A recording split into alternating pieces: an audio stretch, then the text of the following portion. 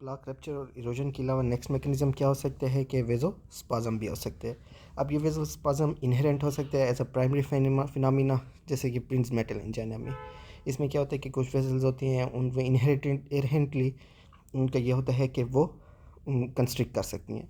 इसके अलावा दूसरा ये होता है कि जैसे अगर प्लाक रप्चर हुआ या इरोजन हुआ तो कुछ लोकल प्रोडक्शन होती है वेजो एक्टिव सब्सटेंसेस की, ठीक है, जैसे लिकोट्राइन वगैरह हो गया, ये हो गए इन्फ्लेमेटरी मार्कर्स जो होते हैं, तो वो क्या करते हैं, वो भी वेजो कंस्ट्रिक्शन करते हैं, जिसकी वजह से ऑब्स्ट्रक्शन और भी फर्दर प्रोग्रेस कर सकती है। दूसरा ये है कि जो 79% पेशेंट होते हैं, ठीक है, इनके कल्प्रेट लीजन के अलावा दूसरी जगह पर भी लीजन्स होते हैं। जैसे अगर एक पेशेंट है उसकी आरसीएम की वजह से अभी आरसीएम में लीजन है जिसकी वजह से एंस्टेमी हो रहा है, तो इसके अलावा उसके एलएडी में भी एलसीएक्स में भी होते हैं, और ये इतने ज़्यादा होते हैं कि 79% ऑफ पेशेंट्स में इस तरह के लीजन्स मौजूद होते हैं। इसके अलावा दूसरी काजेज़ हो सकती हैं जिनकी जितनी भी काजेज़ हैं जिनसे इंक्रीज ऑक्सीजन डिमांड होती है, जैसे कि टेकिकार्डिया, हाइपोथायराइडिज्म हो गई, या हाइपरटेंसिव इमरजेंसी हो गई, कोकेन हो गया, हाइपोथायराइडिज्म हो गई, फीवर या सेप्सिस, तो इन सब में भी एंस्टेमी हो सकता है। दूसरा वो ये कि वो काजेज़ जो ऑक्सीजन की सप्लाई को कम करती हैं, लाइक एनीमिया, एक्टिव ब्लीडिंग या हाइपोक्सीमिया, तो उनकी वजह से भी एंस्टेमी हो सकता है। अब इनिशियल एवोल्यूशन क्या है, आपके पास पेशेंट आए चेस्ट पेन के साथ, ठीक हो गया। बल्कि ये जो ये वाली एवोल्यूशन है ये वेस्टर्न कंट्रीज़ के मुताबिक है कि अगर एक पेशेंट है उसको घर में चेस्ट पेन हो रहा है तो उसे आप क्या डायरेक्ट करेंगे कि उसको एक नाइट्रोग्लिसरीन ले। अगर पेन नाइट्रोग्लिसरीन लेने के बावजूद भी 5 मिनट से ज़्यादा रह रहा है तो वो 911 को कॉल कर लेगा। अगर पेन इम्प्रूव हो जाता है नाइट्रोग्लिसरीन लेने से सबलिंगुअल, तो क्या कर सकते हैं कि 3 डोजेज़ ले। अगर उन 3 डोजेज़ के बावजूद भी पेन है तो वो क्या करे, 911 को कॉल करे। ठीक हो गया। अब 911 को कॉल की, 911 क्या करेंगे, इनकी प्री हॉस्पिटल ईसीजी करेंगे और लोड कर देंगे किसके साथ, एस्प्रिन के साथ। ठीक हो गया, अनलेस कॉन्ट्राइंडिकेटेड। ठीक हो गया। अब उस पर डिपेंड करता है कि पेशेंट किस तरह है। अगर पेशेंट का एंजाइना 20 मिनट से ज़्यादा रह रहा है, हीमोडायनेमिकली अनस्टेबल है, ये रिसेंट सिंकपी है, यानी जो हाई रिस्क फीचर्स हैं, तो डायरेक्टली क्या करेंगे, इमरजेंसी उनको शिफ्ट कर देंगे और ईसीजी कर देंगे विद इन 10 मिनट्स। अब ईसीजी जो है 20% पेशेंट्स जो होते हैं उनकी कोई ईसीजी चेंजेस नहीं होती है एंस्टेमी में, सिर्फ ड्रॉप लीक होता है। इसमें जो है जो 40% एलसीएक्स के लीजन हैं और 10% एलएडी और आरसीए के एक्यूट लीजन्स हैं, उनके साथ एसटीटी चेंजेस नहीं होती। रीज़न क्या है, एक तो ये हो सकता है कि कोलेट्रल फार्मेशन की वजह से, कोलेट्रल फार्मेशन हुई होती है तो उसकी वजह से ब्लड फ्लो मेंटेन हो रहा होता है तो एसटीटी चेंजेस नहीं आती। ठीक है। इसके अलावा इस्कीमिक रीजन्स जो होते हैं वो इन लीड के साथ कवर्ड नहीं होते। ठीक है। और यानी जैसे कि अगर पोस्टीरियर वाली स्कीमिया है तो वो भी इसमें नहीं आएगा हमारी नॉर्मल ईसीजीज़ में, या फिर अंडरलाइंग एलवीएच और एलवीबी की वजह से। तो हम क्या कर सकते हैं कि वो एरियाज जो कवर नहीं है नॉर्मल लीड्स के साथ, हम उनकी कवरेज ज़्यादा कर सकते हैं। यानी अगर हम V7 से V9 कर लें, ठीक है, तो इसमें 80% जो LCX अक्लूजन है उसमें ST एलिवेशन मौजूद होती है V7 से V9 में। ठीक हो गया। अब इसी तरह हम दोस्त ये कर सकते हैं कि सीरियल ईसीजीज़ करें। ठीक हो गया।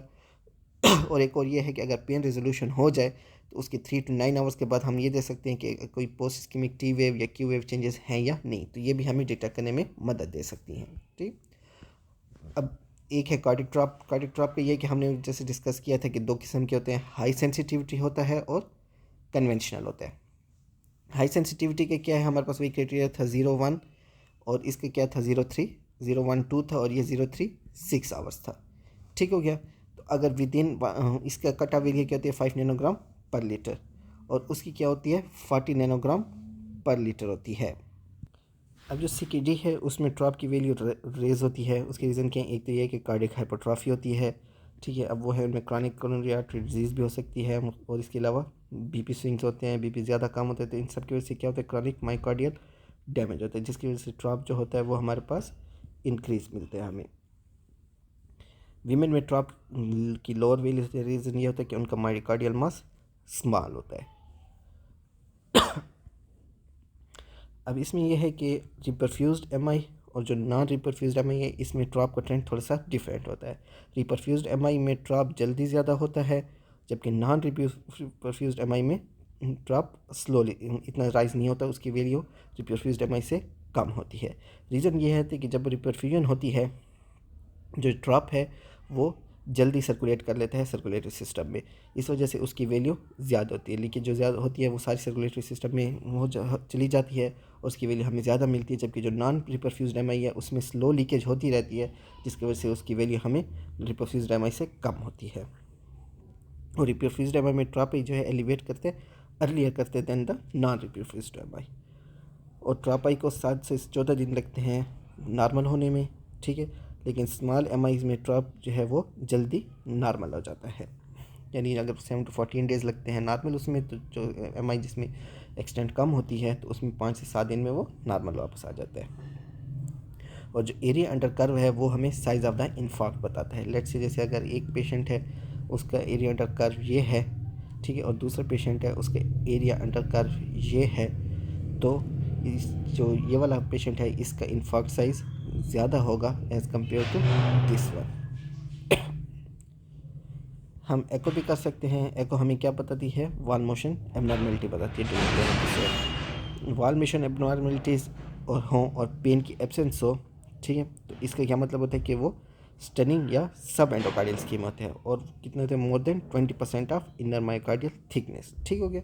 यानी अगर आपका पेन नहीं है लेकिन वॉल मोशन एबनॉर्मेलिटी, इसका मतलब है कि आपका या तो वो स्टंड है या जो वॉल मोशन सब एंडोकार्डियल स्कीम में हुआ है। वॉल मोशन एबनॉर्मेलिटी हमें क्या बताती है? एक्यूट स्कीमिया बताते हैं और ओल्ड इन्फार्क्ट में भी हो सकता है।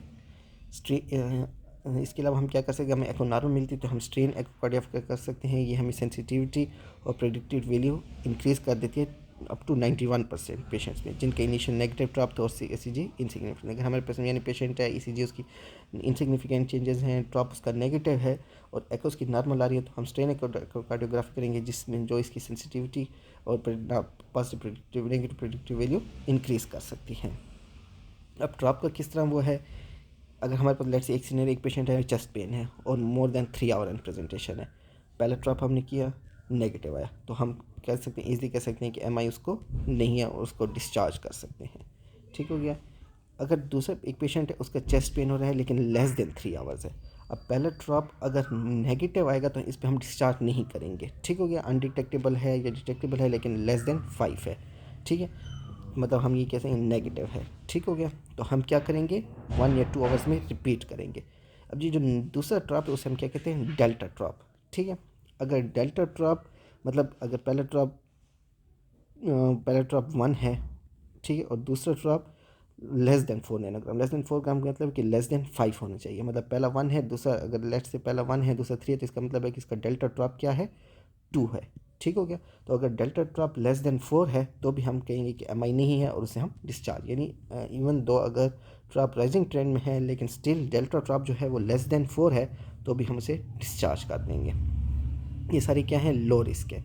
इंटरमीडिएट रिस्क में क्या है कि चेस्ट पेन हुआ, आपने हाई सेंसिटिव ड्रॉप किया, अब उसकी वैल्यू क्या है? 14 to 52 नैनोग्राम पर लीटर है, या उसका जो डेल्टा ड्रॉप है वो 4 to 9 है, तो उसे आप ऑब्जर्वेशन के लिए रख लेंगे, रीडू ड्रॉप करें, ठीक हो गया।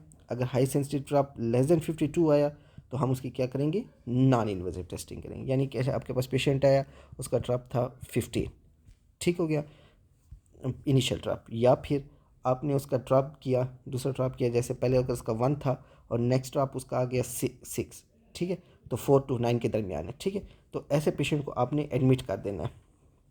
अब उसका 3 आवर्स के बाद फिर ड्रॉप करें।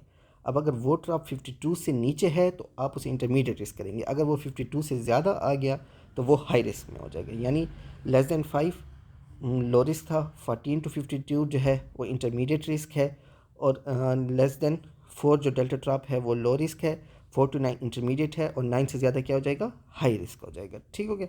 हाई रिस्क कैसे? चेस्ट पेन आया, हाई सेंसिटिव ड्रॉप किया, पहला 52 से ज़्यादा है या डेल्टा ड्रॉप 10 से ज़्यादा, यानी अगर पहला 1 था और दूसरा 12 है, ठीक हो गया, तो ये क्या हो जाएगा? हाई रिस्क में आ जाएगा। अब इसमें आपने ये करना है कि या टाइप 1 है या टाइप 2 MI है, ठीक है।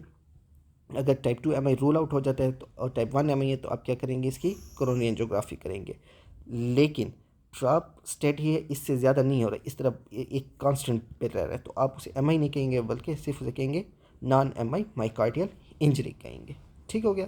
तो यानी हमारे पास लो रिस्क में क्या आ जाएंगे? लो रिस्क में ये हो जाएगा लेस देन 5, ठीक है, और up to 4, less than 4 delta drop. ठीक हो गया, हो जाएगा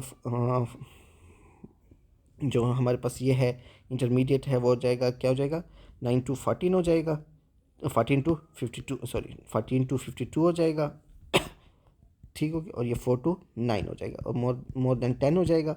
ठीक, और मोर देन 52 हो जाएगा। तो ये लो रिस्क, इंटरमीडिएट रिस्क और हाई रिस्क हो जाएंगे। अब लो रिस्क में जो होते हैं, जिसमें हम कहते हैं कि ट्रैप कर रहा है इतना ज़्यादा नहीं है, तो उसमें यह है कि वेरी लो या अनडिटेक्टेबल सिंगल ट्रैप जो है उसका लेस देन 0.3 रिस्क है ऑफ एक्यूट एम आई और कार्डियक डेथ 30 डेज पे। तो इसलिए हम उन पेशेंट को ईजिली डिस्चार्ज कर सकते हैं। इसमें याद रखने की बात क्या है कि रिस्क क्या है उसका 0.3% से कम रिस्क है। ठीक है, यूजली टाइप 1 एम आई जो है वो 70% of all rule in cases में डायग्नोसिस होता है। ठीक हो गया, लेकिन ऑल कमर्स में 50% होता है।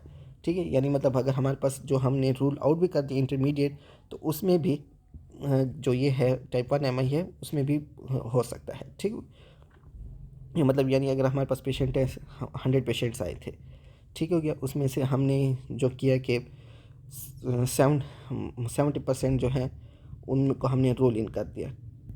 ठीक हो गया, तो इसमें मतलब ये होगा कि 49 केसेस जो होंगे वो इसके होंगे टाइप 1 एम के होंगे। लेकिन ओवरऑल 100 में से, अब ये देखिए 70 में से तो 49 है, लेकिन 100 में से क्या है 50 केसेस हैं। यानी जो टोटल केसेस हैं उनमें सिर्फ 50% ऐसे होते हैं हमारे पास चेस्ट पेन और ड्रॉप आई लीक वाले जो टाइप 1 एम होते हैं। लेकिन जो हम रूल इन कर देते हैं उसमें क्या होते हैं 70% होते हैं। यानी इस एल्गोरिथम का हमें ये फ़ायदा होता है कि हमारी जो सेंसिटिविटी है वो ज़्यादा हो जाती है और हम 70% केसेस को डिटेक्ट कर लेते हैं।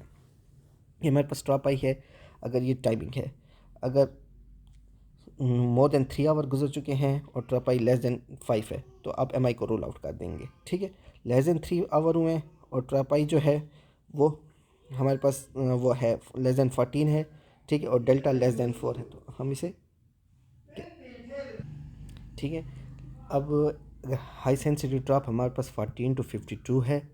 ठीक है, या डेल्टा ड्रॉप 5 to 9 है, तो ये इंटरमीडिएट रिस्क है। हम इसे एडमिट कर लेंगे ऑब्जर्वेशन के लिए और इसकी नॉन इन्वेसिव टेस्टिंग करेंगे जैसे कि CCT है। ठीक हो गया, लेकिन अगर high sensitive drop more than 52 है और डेल्टा ड्रॉप मोर देन 10 है तो हम क्या करेंगे, इसे एंजियो के लिए एडमिट कर लेंगे। सो इनिशियल ड्रॉप अगर 5 नैनोग्राम पर लीटर है से कम है और 3 आवर गुजर चुके हैं, रूल आउट हो जाएगा। ठीक है, लेस देन 14 है और जो डेल्टा ड्रॉप है वो लेस देन 4 है, तो भी ये क्या हो जाएगा, रूल आउट हो जाएगा। अब वो 14 to 15 है इनिशियल ड्रॉप और डेल्टा ड्रॉप हमारे पास 5 to 9 है, तो हम क्या करेंगे, नॉन इन्वेसिव करेंगे। और अगर इनिशियल ड्रॉप मोर देन 15 है या डेल्टा ड्रॉप हमारे पास 10 से ज़्यादा हो जाएगा तो हम क्या करेंगे, कोरोनरी एंजियोग्राफी करेंगे। ठीक है, जो हाई सेंसिटिव ड्रॉप है वो डायग्नोसिस कन्वेंशनल ड्रॉप की निस्बत एमआई का डायग्नोसिस 20% ज़्यादा कर देता है। ठीक है, वह हमने जैसे कहा था टेस्ट हाई सेंसिटिव का 0-1 या 0-2 और कन्वेंशनल का 0-3 या 0-6, तो 0-1-2 और ये 0-3-6 आवर्स। CKMB का क्या है, CKMB पीक कर सी के जो पीक करते हैं वो 12-24 आवर्स आफ्टर एमआई और CKMB 10 to 18 hours after MI करते हैं।